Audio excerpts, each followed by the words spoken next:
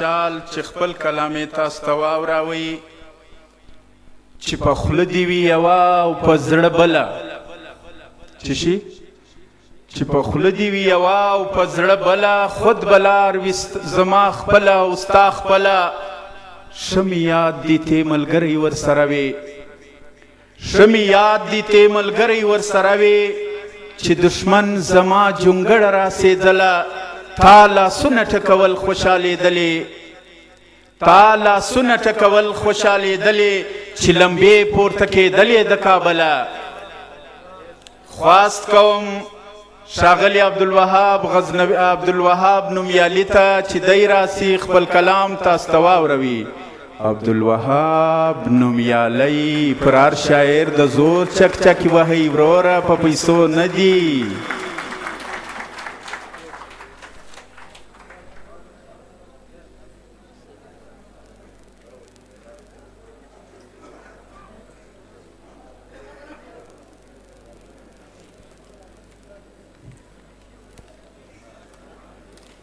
د محترم مشر او ستاسې د ټولو په اجازه دا ستا مخ لکه ګلاب پسې یمه ډېر بېتاب د ښایست نوم خو دې یووي چې دې پورته کوي نقاب دا دې سترګې دي جانانه که چړې دي د کساب که د یار په دیدن موړ کم وګټې به ته ثواب لږ نظر را باندې وکړه نومیالی یم په عذاب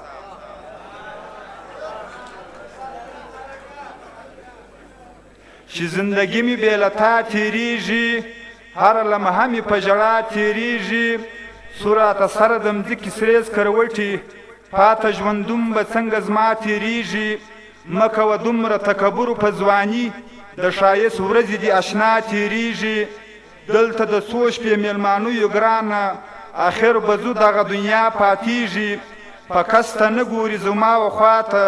ای نومیالیه چې لیلا تېرېږي مننه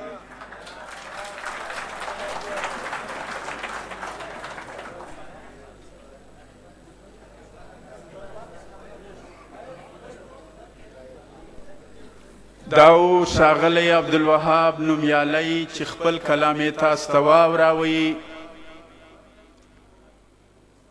ماشوم خو به بېعقل وي چې لوی یې خطا باسي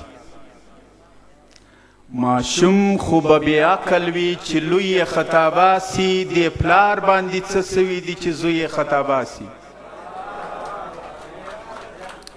ماشوم خو به بېعقل وي چې زوی یې خطا باس چې لوی یې خطا باسي دې پلار باندې څه سوي دي چې زوی یې خطا باسي کماله زه و پلار په پښتو ښه سره پوهېږو چې شي کماله زه و پلار په پښتو ښه سره پوهېږو بابا خو سم سړی دی وروره دوی یې خطا باسي زموږ د نن د مشاعرې دروند میلمه او د ده سره چې کوم ملګري دي د دوی ډېره تلوار ده د دوی نه یو جان مننه کوو چې موږ ته تشریف راوړئ نو زه اوس خواست کوم محترم ملک عبدالقیوم کاکړ صاحب ته چې دی د نن د مشاعرې په هکله او زموږ د دې زیار په هکله د شاعرانو د حوصله افزایي په هکله یو مختصره غوندې وینا تاسو ته وړاندې کړي دوی ضروري کار او نور پروګرامونه هم لري یو جان مننه د ده نه کوو ملک عبدالقیوم کاکړ صاحب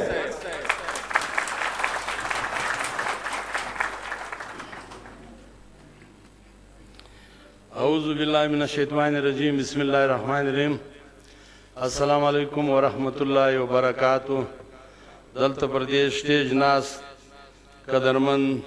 ورونه علماء کرام او دا دلته ناست ټول ورونه او بچان او دلته چونکې زموږ د دوی سره ډېر د نږدو په نامه شناخت نسته یو چا دا چیټ راکړي کورې ودان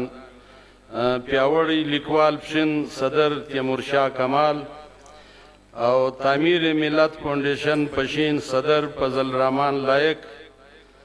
زلاند ادبی ستوری برشور صدر عبدالستار قندیل ادبی ټولنه مسلم باغ ډاکټر شفیق او نور تنظیمونه ستاسې د ټولو په اجازت زما ورونو تر دې له مخه او پخوا موږ داسې ادبي مشاعرې ته ګی نور راغلي دا نن مې اول وار دی دا د هر تنظیم د هر پروګرام یو پروګرام ای وي په هغې باندې د سړي یو سوچ و فکر مطابق خبره وکړي خو د دې پروګرام دپاره به دا ووایو چې دا ډېر یو ښه عمل دی دا ډېر ښه کار دی او دا د پښتو په ژبه د ټولو پښتنو کورو ته ښځې کشنیان مشران خو هغو ته معلومات ورکول او دغه پیشه او دا پیل او دا باید چې همیشه وي او جاري وي نو دا به خلکو ته ډېر ښه معلومات ورکوي او دا باید چې دوی ژوندي وساتي او دا چې د دوی څه مړ نه سي